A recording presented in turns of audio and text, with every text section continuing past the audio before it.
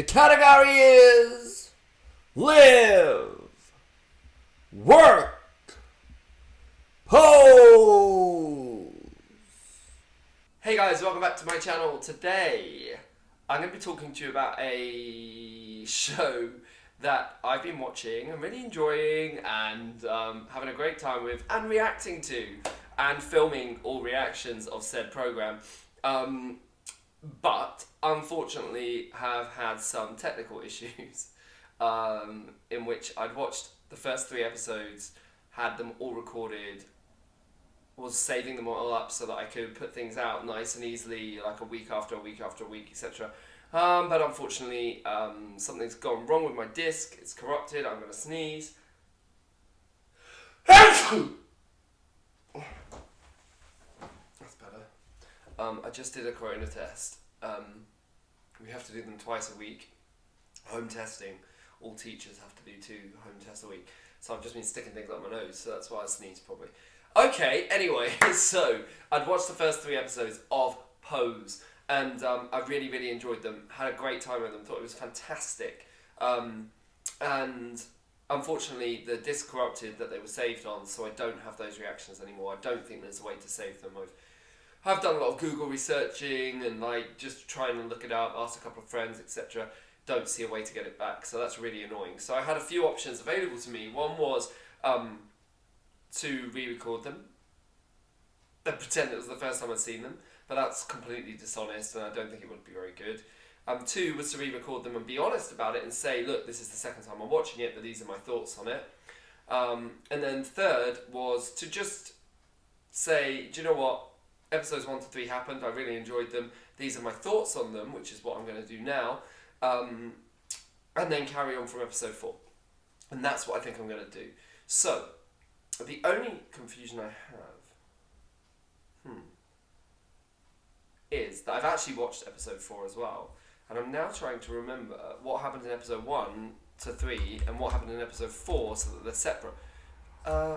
So what I'm going to do is I'm going to read through probably the sort of synopsis of season 1 episode 1 and tell you what my thoughts were of it, and 2 and 3, and then yeah, just so that you've got some kind of an idea of what I thought when I watched them. So season 1, episode 1, oh my goodness, I was blown away by this this sort of opening episode. Honestly, I laughed out loud many times. I also cried. I think I cried 3 times, if I remember rightly, and I will tell you the bits I cried at. So I definitely cried when Damon was thrown out of his home. That I've just found that scene incredibly emotional. I thought it was really well done. Maybe a little bit obvious, but very well done, and I thought it was wonderful. I also probably cried when did Blanca find out she was HIV positive in that episode? I think she did, and yeah, I think I cried at that. And then I definitely cried at the end of the episode when Damon did his dance audition, and that was so good. It was so good. I really enjoyed it. I just thought that first episode was so much fun. I really, really enjoyed it. And then we had all of this sort of the bitchery and like the ridiculousness between Elektra and Blanca. Elektra was just like, oh my god, all her scenes were just so much. I loved when they were running through the museum and they were like getting all the different sort of Tudor costumes. Was it Tudor? Oh, it was so fun. I really, really enjoyed episode 1. I thought it was fantastic. Then of course we had obviously the Stan and his wife and James Van Der Beek's character, apparently called Matt. I didn't know that until I just read the synopsis. That was really interesting because this story to me so far it's been about, you know, people of colour, it's been about trans community, and then you have these like white straight people just thrown into the mix, and I almost don't want to see them there. I get that there's a vantage point there that's quite useful, but I'm not sure I definitely needed them. I mean, it would be interesting to see where they go from here. Of course, then we move on a little bit further. We've got this whole thing. I'm going to move on and talk a little bit more about what happens in the next couple of episodes. So we then, Damon gets himself a boyfriend, who is called, what's he called again? Oh, there he is. Ricky. Very cute. They make a really cute couple. And there was all this stuff in the second episode where, I just felt so bad for Damon when he kind of, like, he was torn between his dancing and Ricky, and he thought that Ricky was just this fuck boy, and that he didn't really mean anything. And then, I loved that whole storyline when it turned out that Ricky actually really liked him and wanted to be more than that. So that was really cute. Really liked that. Then we get, so I want to talk about the Angel and Stan storyline, because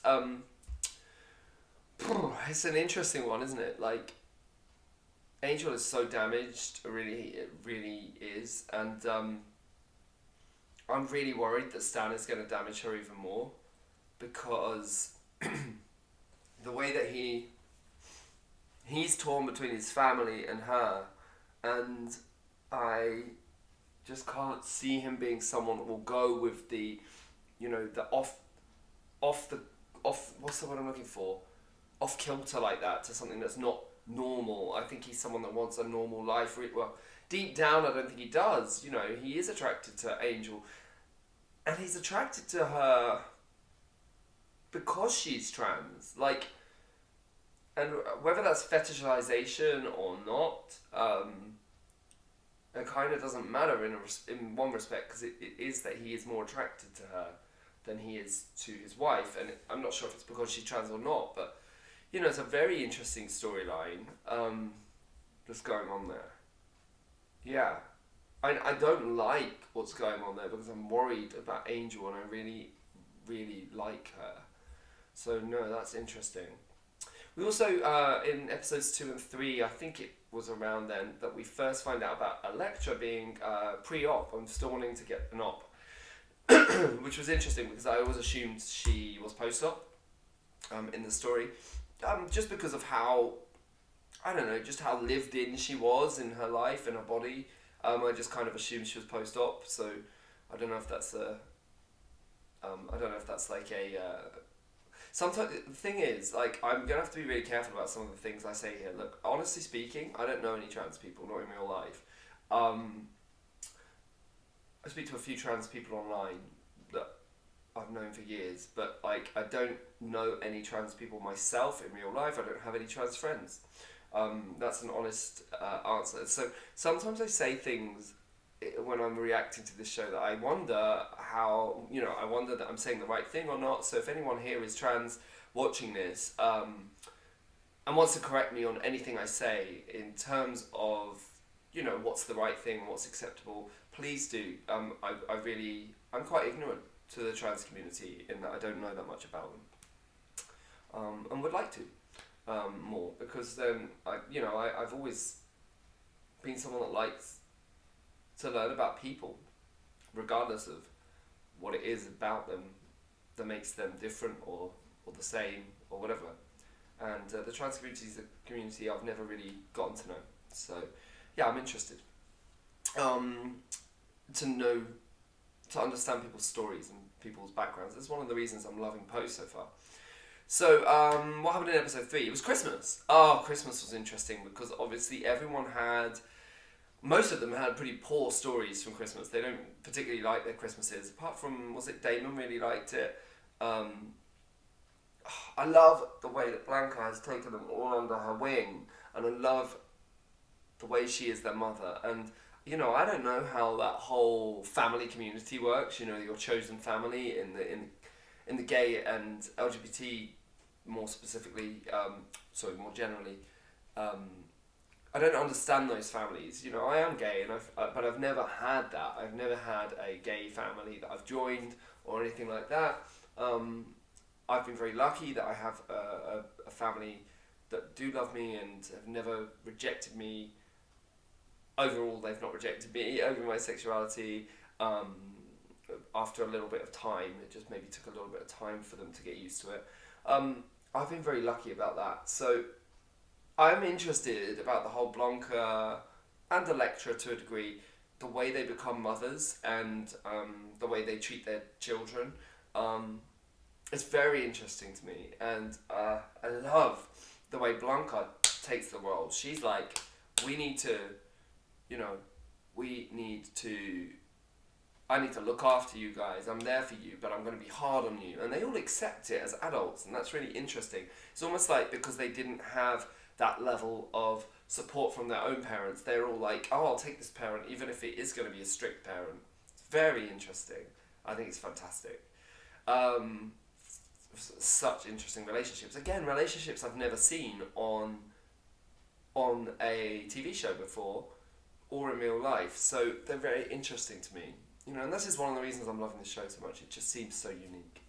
One thing that really stood out to me, though, in the credits, and it bugged me a lot, was when the credits came up and the first two names on the credits were Evan Peters and Kate Mara.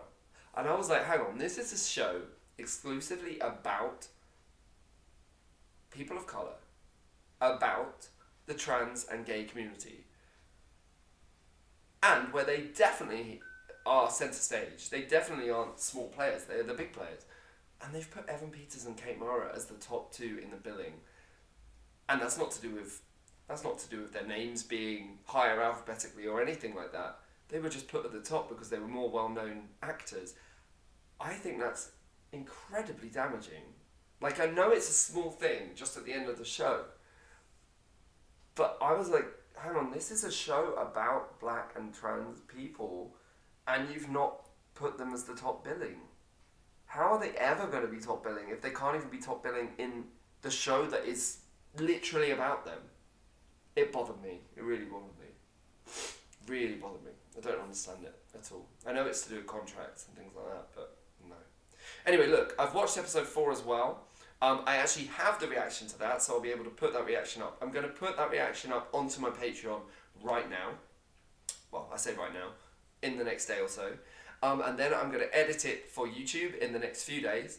And then I'm going to keep going with the rest of the season.